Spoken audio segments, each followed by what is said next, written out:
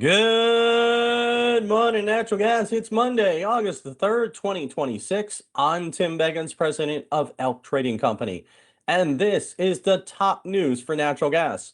Number one, global LNG price markers are down on the Iran negotiations.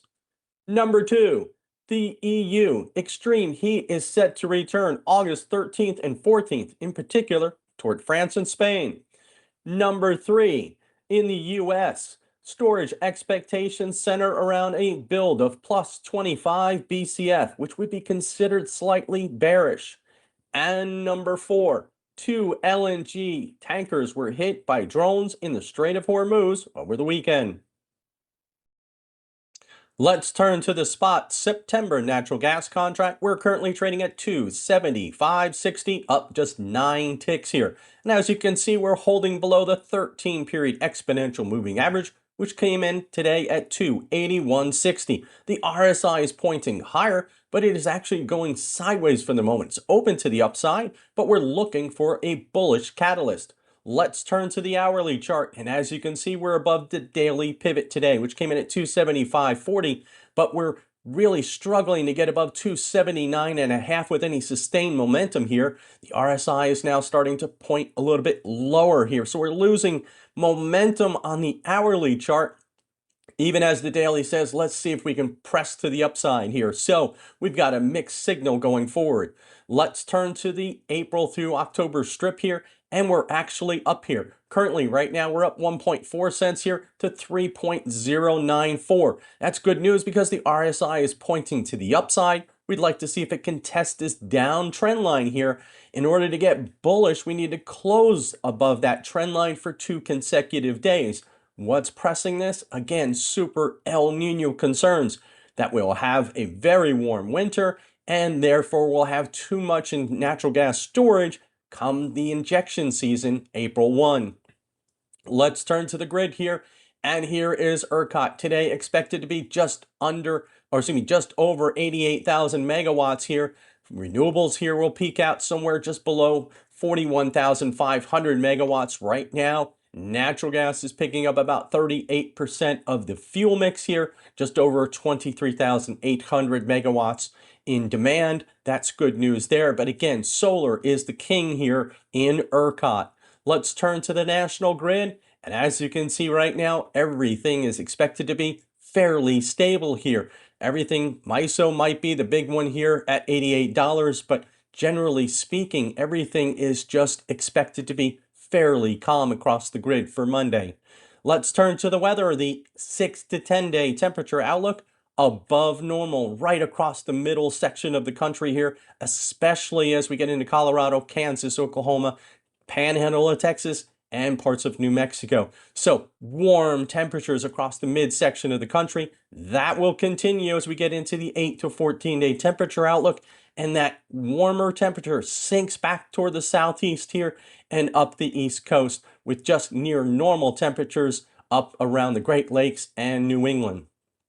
Let's turn to the extreme temperatures. This is the heat risk map. And as you can see right now, the current heat risk is out in the interior west here, with over 7.9 million people at risk here, mainly between Southern California, Arizona, Utah, and Colorado. As we go through the forecast period here, that eases up a little bit, but as you can see, warmer temperatures start to creep up the east coast, all the way back up into Maine on Thursday here. Into Friday, we start seeing some major heat risk up in New Jersey here, Delaware, Maryland here, all the way back up into Boston. Saturday, again, the heat starts to build again in the interior west. So it looks warm. This is a typical August pattern. And let's take a look at the weather model here as we go past the August 10th period here. And as you can see, we start seeing triple digits here as we go forward in the forecast, mainly between Texas. There's Dallas 104. And all the way up the east coast here, 100 up in Raleigh, North Carolina. So we're pushing heat into the southeast. It's not extreme, but this is warm temperatures here. This is triple digits. It's uncomfortable summer heat. But as you can see right now, it is mainly contained between Texas, Florida, and up into the Carolinas. So nothing for the major city centers like Chicago, New York, or Boston at this time. So lucky they're getting a mild summer so far. And here it is all the way through the end of the forecast period here. Again, triple digits across the south. But again, up in the northern tier, it is fairly cool. Let's turn to Europe. And as you can see, there's warmer temperatures right now in France. This continues to get a little bit better for the next few days. Coming into Thursday and Friday, some cooler temperatures finally show up. On August the 8th here, we get some warmer temperatures starting on the 10th. And then it starts getting very, very warm right there. August the 13th, Spain, France, all the way back up into the Benelux countries there, also included UK and parts of Ireland. So warmer temperatures coming back in for the second week of August.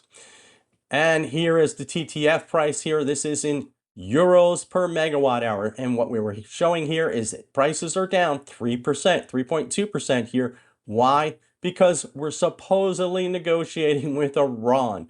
But in my opinion, this is long-term bullish for the United States because this is basically going to hand over the Strait of Hormuz to Iran and Oman. This is terrible news for countries like Kuwait, Bahrain, Qatar, the UAE. So I don't know why we're going to do this. We failed in this particular war. We don't have the nuclear stockpile. We don't have control of the Strait of Hormuz. We don't have financing cut off for terrorist organizations. So this is long-term bullish for North American LNG. And here is Norway, and it's doing fairly well. As you can see, we did have a blip off here on July the 25th, but things are starting to stabilize. We're still not at the peak here, around 350. So let's take a look at the European stocks. And again, our problem children are the United Kingdom, 26% full. We've got right now Belgium 35 and the Netherlands at 37%. Most of the other countries are doing okay, but again, we only have 3 months to go. We're still crawling along. Why? Because we've got lower LNG imports. The prices don't support getting the spot cargoes against Asia, and we've had extreme heat, and this has pushed down French nuclear power. And let's take a look at Asia. And as you can see right here, we continue to see this general pattern here of warm temperatures between Shanghai and the capital city of Beijing as we go through this forecast period. But southern China is relatively cool to normal. It's still warm, but it's relatively cool to normal. How about US LNG? This is Cameron LNG, and it's running steady as she goes, 1.453. That's good news there. And here's Freeport, still undergoing maintenance here through the end of August, running at 1.153. And here is Creole Trail, one of the pipelines that feeds Sabine Pass. There is still some open capacity, but it is doing better. And is talking about doing better, here is Corpus Christi, running about 2.61. So that's really good news there as they're bringing on more trains, modular trains. And here is Venture Global. This is Calcasieu Pass, still as steady as she goes. She still has some open capacity there near 500,000, half a BCF. How about Plaquemines? Still some open capacity there, about 122,000. Again, remember they were running over nameplate capacity just a few weeks ago. And speaking of capacity, well, we're still sitting at 340,000 roughly for Golden Pass Pipeline, feeding the LNG facility there. We're still less than 50% of Train 1 capacity. Maybe the cooler temperatures will help kick this into higher gear. Let's turn to the U.S. nuclear fleet. We're running currently right now at 2.1 gigawatts that are offline here for today, mainly up again. This is Riverbend is now at a 100% outage here in Louisiana. We have some other outages like Monticello, of course, Waterford, and the Fitzpatrick up in New York. So modest outages here. The fleet is still doing fairly well for summer. And here is the tropics. Nothing going on. We've got some weather systems here around the Bahamas and Cuba, but generally speaking, the mid-Atlantic is quiet right now. We don't see anything, just a little bit of cluster coming off the coast of Africa There is this old system here, but nothing to the north. Why not? Because we've got a lot of Saharan air layer or dust. And this is a huge plume now is pushing in towards Central America and possibly the tips of South America. So this is going to inhibit any storm development in the mid-Atlantic. How about wildfires? Well, just looking at the United States, yes, the interior west is hot and it's dry and it's catching on fire. So we're going to keep a careful eye on this because that's going to put smoke and particulate matter in the atmosphere, raising air conditioning load. So watch out because we're extremely dry here. This is going to continue into the winter and possibly into next summer here. We're looking at very, very low levels of water, rivers, reservoirs. This is not good news. We'll continue to watch this as we can progress into winter. How about the earthquakes? Well, around Japan, we've continued to see some rumblings here, but nothing huge at this time. We'll keep a careful eye on it. Again, we have 4 nuclear units down here in southern Japan to keep an eye on because that has been very, very active last week. And let's look at the stocks.